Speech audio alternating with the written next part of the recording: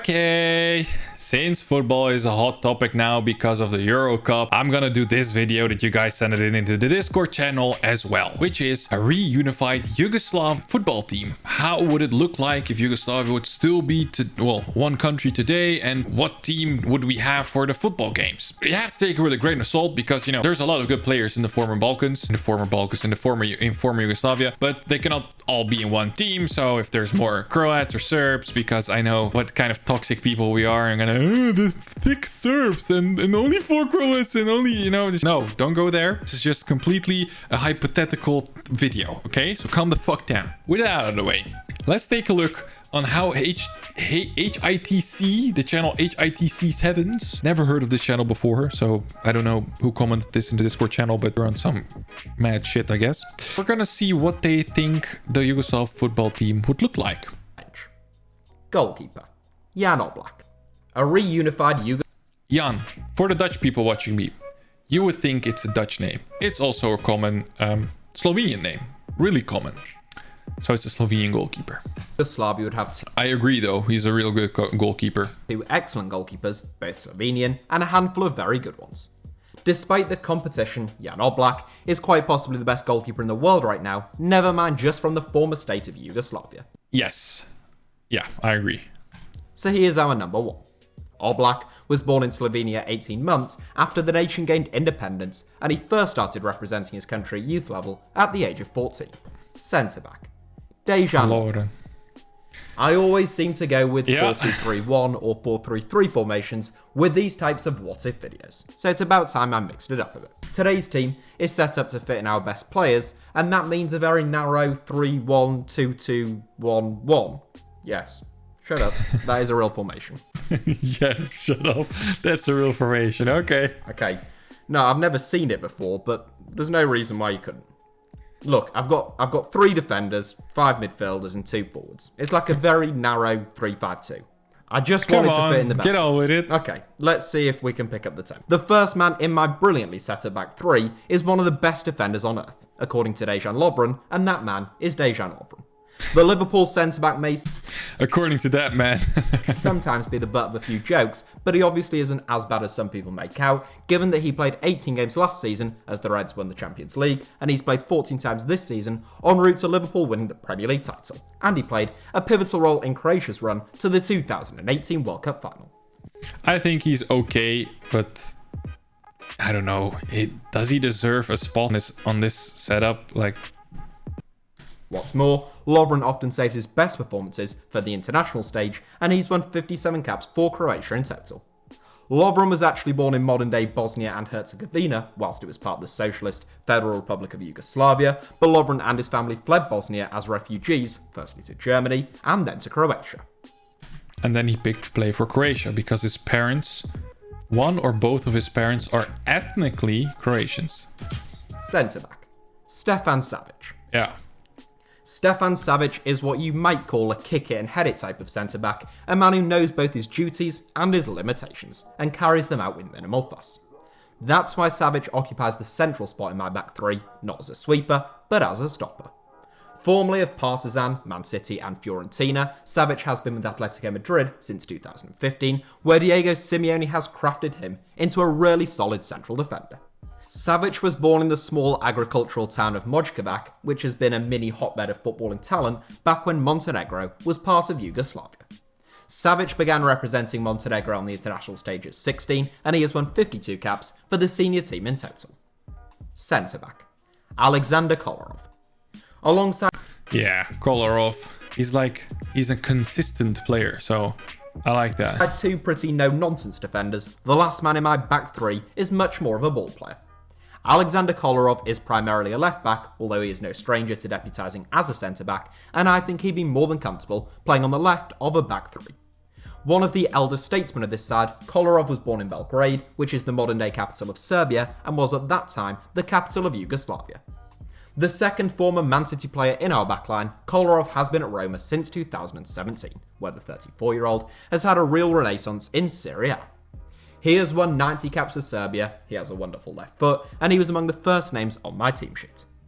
Defensive midfield, Marcelo Brozovic. Yeah. I think you'd agree that we're... So far, I agree with most of the players, to put it that way. They're off to a decent start, with the exception of some skepticism about the formation, but the weakest area of this team is actually the defence, and things get even stronger from here on in. At the base of our midfield, and the first one in this ingenious 3-1-2-2-1-1, we have Inter Milan star Marcelo Brozovic. A perennially underrated footballer, Brozovic has been excellent since signing for Inter from Dino Zagreb in 2015. Brozovic was born in Zagreb a year and a half after Croatia gained independence, and he has won 51 caps for his native country. Central midfield. Of course, Luka Modric. That's probably one of my favorite Balkan players that plays football till this day. Let's put it that way. One of the most creative players. Let's put it that way. His vision on the field is just next level. Kind of compared. You can compare him to. Let's say not the last years, but the top years of Pjanic. Luka Modric. Among strong competition, you could probably still fairly describe Luka Modric as the star man in this starting 11. In the autumn of his playing days now, soon to turn 35, Modric was born in Zadar, the oldest continually inhabited city in Croatia, whilst Croatia was still part of Yugoslavia. Modric has been part of Croatia's international setup since under 15 level, making his senior debut whilst playing for Dinamo Zagreb in 2006. He has gone on to win 127 caps for Croatia, becoming undoubtedly his nation's greatest player of their post-independence era. Completely deserves this. This man is a fucking legend. The former Tottenham man has been with Real Madrid since 2012, and he famously, but rather generously, broke the Messi and Ronaldo duopoly over the Ballon d'Or in 2018. Central midfield. Miralem Pjanic. Oh, Pjanic and Modric, yeah, why not? I told you our midfield was impressive, and I wasn't kidding. Some serious talent had to miss out on this 11, which I will come to with our substitutes bench, but one man who simply couldn't miss out is Miralem Pjanic.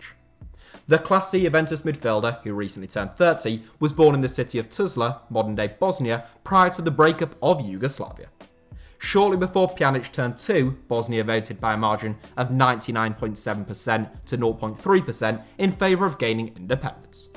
Pjanic's family moved to Luxembourg before the outbreak of the Bosnian War, and it was in Luxembourg that Pjanic began his career, even representing Luxembourg at under 17 and under 19 level. And then he switched nationalities because of his national pride. The motherland came calling in 2008 though, and the long-time Serie A star has since won 92 caps for Bosnia and Herzegovina, the third most of any player in the national team's history. Yep. Attacking midfield. Dusan Tadic. Tadic, yeah. There's plenty of experience in this. Stabil, Bruder. Like the Germans would say. I really. This also. Oh, he picked some real good players. Not like all the other videos I've seen about this stuff. 11, and our first attacking midfielder is another man over the age of 30. Dusan Tadic was born in what was then Yugoslavia in 1988, and he came through the excellent youth ranks of Bosnian outfit Vojvodina. He moved to the Eredivisie in 2010 with Groningen, followed by FC Twente, and eventually a move to the Premier League. Following 4 very good seasons at Southampton, things were just starting to go a little stale for the Serbian, and he returned to the Netherlands with Ajax. The move turned out to be a masterstroke, with Tadic earning a Ballon d'Or nomination in 2018 and reaching absurd numbers in terms of both goals and assists. He has been capped 67 times by Serbia, and given his form at Ajax over the last 2 years, I simply couldn't leave him out of this 11. I have to say, the Dutch people, especially Ajax fans, love this guy. Literally love him. With all respect, of course, because he's a fucking great footballer. Attacking midfield. Sergej Milinkovic Savic, yeah. Adding a sprinkling of youth. Yeah, this is like an upcoming. Yeah, he's kind of upcoming still, but he's a youngster. I think maybe not for this team because he's just a bit too young. I think he had better options to put there, but okay, let's let him do his thing, okay? Sorry, guys. Sorry. Sort of to this 11, at least as our youngest starter at 25, is Lazio star Sergej Milinkovic-Savic. An athletic and intelligent midfielder who can play in a box-to-box role or even a little more advanced, Milinkovic-Savic's early years have tended to ebb and flow. He is on a high right now, enjoying an excellent season with Lazio, and once again capturing the attention of some of Europe's biggest clubs. Unlike the rest of this 11, Milinkovic-Savic wasn't even born in the Balkans, and he was born in Spain, since his father was also a professional footballer, playing for Segunda Division side Lleida, who were liquidated in 2011. Milinkovic-Savic has been capped 15 times by Serbia, but for a man who chips in with plenty of goals at club level, he is somewhat surprisingly yet to bag his first international goal. False 9. Josip Ilicic. Yes, that's right, I'm pulling out the false 9 position, and you should all just be grateful I didn't go with Trequartista. Essentially, Josip Ilicic has shown in recent years that he plays his best football in a more advanced role. Very interesting choice. Than simply playing as an attacking midfielder, and he is almost better suited to playing as a centre forward. Ilicic has had a good career, but he has so often cut a frustrating figure, seemingly capable of achieving even greater things. His recent brilliance for Atalanta has both reaffirmed the belief that Ilicic can be truly special, whilst adding to the frustration that we didn't see this kind of form sooner. Aged 32, Ilicic was born in modern-day Bosnia, whilst it was part of Yugoslavia, but he doesn't represent Bosnia at international level. Ilicic's father died when he was only 1 year old, and after that tragedy, his mother moved the family to Slovenia. It is Slovenia that Ilicic represents on the international stage, having won 65 caps, and he walks into this 11. Centre forward, Edin Dzeko. There we go. Playing ahead of Josip Ilicic in this side is another veteran of Edin Dzeko or Mandzukic. I think Dzeko has been in form for a longer period of time and a consistent set of leagues and clubs compared to Mandzukic. But when it comes to skill and goals, I think, yeah, of course, Dzeko still beats him in goals, I think it is, but not sure about that. But they're very similar in style. At least I think so. the game. Ilicic's craft, gal and intelligence, twinned with Dzeko's size, power and sharp eye for goal, gives this strike partnership a bit of everything, and I think they'd be a real handful to try and contain. Born in the Bosnian capital of Sarajevo prior to Bosnian independence, Sarajevo? The fuck? Where did you see an H in that name? Dzeko is the most capped player and the highest scorer in the history of the independent Bosnia and Herzegovina national team. Aged 34, Dzeko is our third ex-Man City man, and he has been starring for Roma, where he has a better than 1-2 record, since 2016. It is noticeable how many of these players either play or have played in Serie A. I don't have anything to add on that, it's just... Yeah, if you've seen the last video, you could see how many they're actually exported as youngsters when it comes to professional football to Italy. It's noticeable. That's the starting 11 done, but don't fear, we're not quite done just yet. On my bench, I've got fellow Slovenian shotstopper Samir Handanovic, towering Serbian centre-back Nikola Maksimovic, Croatian fullback Šime Vršelko, his compatriots Ivan Rakitic and Mateo I was about to say, where the fuck is Rakitic? Kovacic, offering some serious depth in midfield, yet another Croatian in the form of Ivan Perisic, who may be the most unfortunate man to miss out on my starting 11, and finally Real Madrid's Serbian centre-forward, Luka Jovic, who might have started ahead of Edin Dzeko were it not for his slow start to life in Spain. In terms of those who missed... If we would go back in time and say the war never happened and it would still be a Yugoslav team, Ibrahimovic's parents never would have left the country.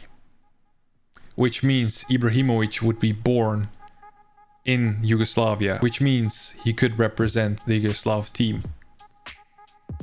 Yeah? Yeah? You thought about that one, huh? Mm-hmm. You see, thinky big brain. Out even on the bench, the likes of Mario Pasalic, Luka Milivojevic and Alexander Mitrovic can consider themselves unfortunate. Meanwhile, we must of course have a newly unified Yugoslavian national team boss as well. That title has to go to former Sarajevo midfielder Vladimir Petkovic, who has managed in Switzerland, Italy and Turkey.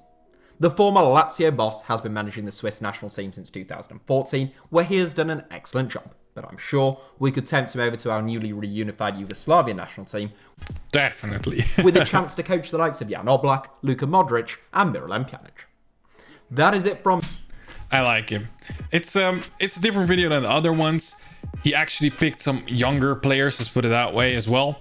some upcoming players. So I like the mix and the fact that he did that. Also put the bench there with the players that he couldn't put into the field. Good concept. But that one about Ibrahimovic, I think, what do you guys think about that one, huh? The line that I said that Ibrahimovic would still play, well, would be born in Yugoslavia and play for Yugoslavia if the war didn't happen. If, you know, if. But it would be very fucking interesting to see him in a Yugoslav team. But I really liked the video. I hope you guys liked it as well. What would you change on this team? Put it in the comment section down below. If you're into football, I'm really wondering what you would change about this team. I hope you guys liked the video. If you did, leave a like down below. Subscribe to the channel if you haven't already. And I see you guys in the next video. Ciao. Perfect.